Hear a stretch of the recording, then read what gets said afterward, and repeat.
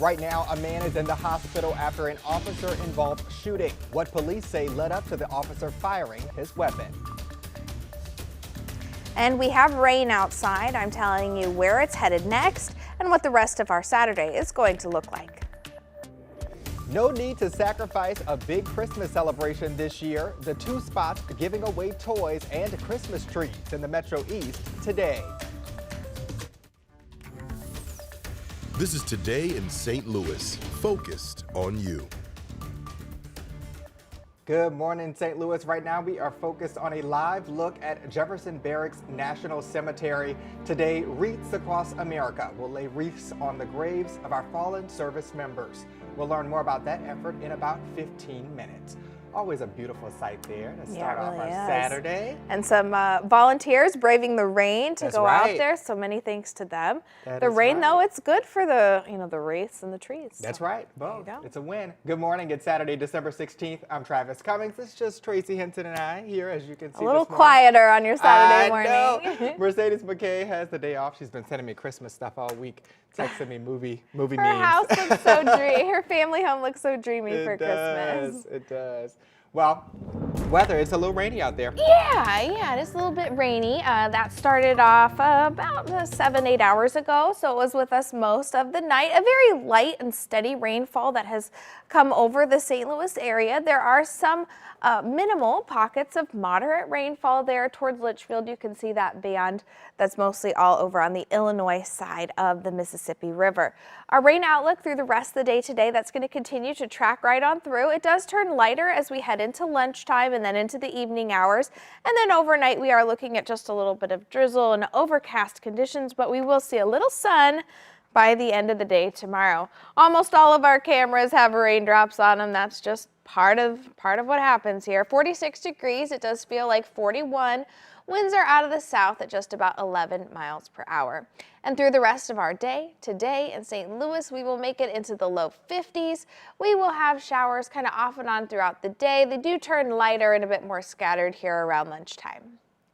All right, thanks, Tracy. Well, breaking news this morning out of Melville. Right now, the eastbound lanes of 255 are closed just past Telegraph Road due to an overturned semi blocking all lanes there.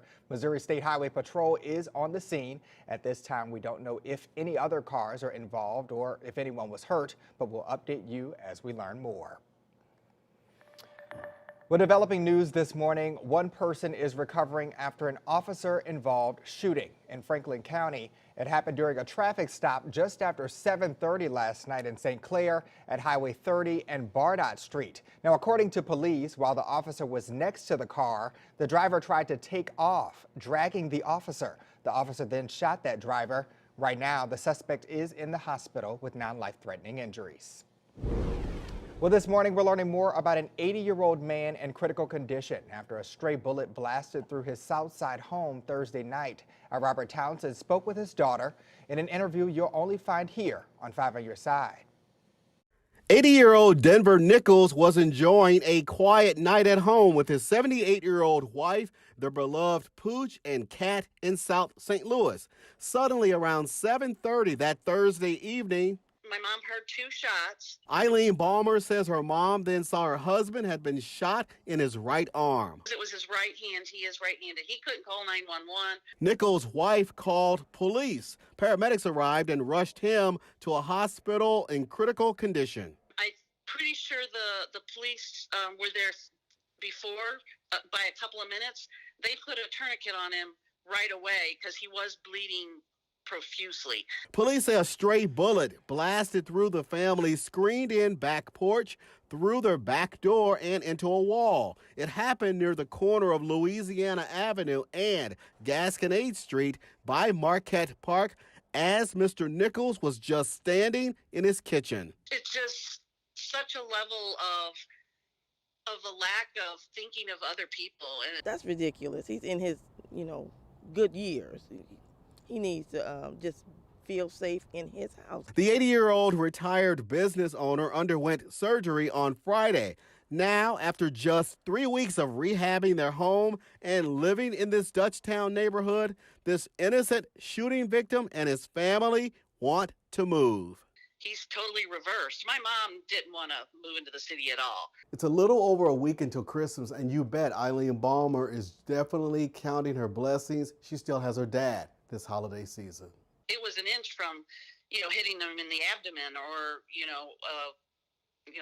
even the head. So very, very thankful. Robert Townsend, 5 on your side. And right now, police are trying to figure out who fired the shot. If you know anything, call Crime Stoppers. That number is 866-371-TIPS. Well, this morning, we have a clearer picture of the court arguments in a human trafficking case in St. Charles County. 5 on your side was at the bond hearing for 3 men accused of beating a man and forcing him to work. The defense claims the victim is making up aspects of his abuse to get U.S. citizenship and that he was working for the suspects to pay them back for helping him come to America. The county prosecutor says there's no legal explanation for the victim's injuries. I do believe it happened. I believe that every time that he got in trouble, he had some proclivities that I'm not at liberty to talk about right now, but I believe there was some disciplining that went on. How do you explain all the broken bones that he received that were in various stages of healing? How do you explain his back, his head, the bottom of his feet, his legs, looking like a road map because of the scarring tissue and stuff like that? Suspects are still in custody. The next hearing is scheduled for January 11th. Well, right now, the nurses at St. Louis University Hospital are preparing for a 2-day strike. Last night, they announced they will form a picket line on December 27th at 7 a.m. that will last through December 29th at 6:59 a.m. This comes after nearly 8 months of contract negotiations with SSM Health and a 24-hour strike back in September. One of the nurses' top concerns is the hospital outsourcing their jobs. And essential workers in St. Louis could soon have more protections. Right now, a bill is headed to Mayor Tishaura Jones's desk. It ensures workers on city contracts will keep their jobs even when there is a change of contractor.